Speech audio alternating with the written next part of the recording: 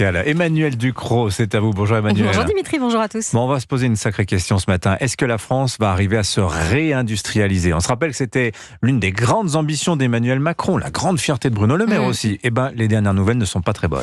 Vous voyez Sisyphe qui pousse son rocher en haut d'une montagne et qui doit recommencer chaque matin. Eh bien, la réindustrialisation française, c'est un peu ça. Sisyphe, en ce moment, est en bas de la montagne. Il va devoir remonter.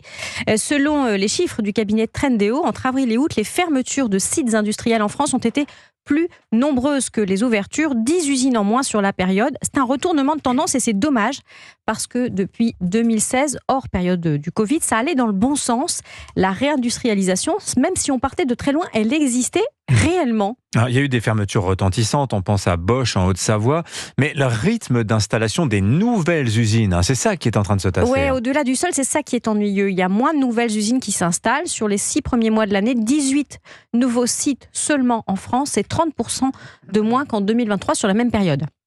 Qu'est-ce qui explique ce retournement de tendance, Emmanuel ? Une multitude de facteurs. D'abord, l'inflation, qui a rendu toute construction plus coûteuse. Alors oui, ça se tasse, il y a des projets qui ne sont pas nés à cause de ça et ça crée un trou démographique dans la vie des entreprises. Il faut ajouter à ça la hausse des taux d'intérêt, des tensions géopolitiques, la concurrence de la destination américaine aussi avec des subventions massives dans le plan de réduction de l'inflation. Et là, vous avez ce qu'on appelle les causes exogènes. Ouais, il y a des raisons aussi bien franco-françaises. Et oui, c'est ça qui est intéressant. La fin du plan France Relance qui avait été lancé pendant la crise sanitaire. Vous savez, quand on s'était rendu compte qu'on avait des trous dans des secteurs stratégiques à cause de la désindustrialisation. On avait consacré un peu plus de 30 milliards à l'installation de nouvelles usines. Ça a très très bien marché, mais c'est fini. Et vu l'état des finances publiques, on risque de ne pas y revenir de sitôt. On a d'autres freins. Par exemple, la loi zéro artificialisation nette.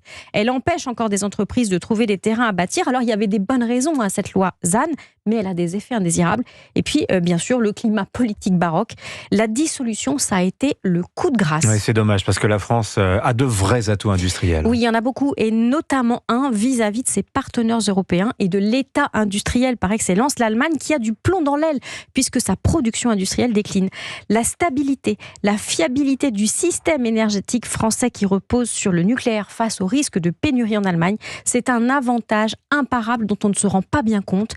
Le vrai carburant pour pousser Sisyphe sur sa montagne, il est là. Signature Europe 1, Emmanuel Ducrot. Merci beaucoup Emmanuel. 8h53.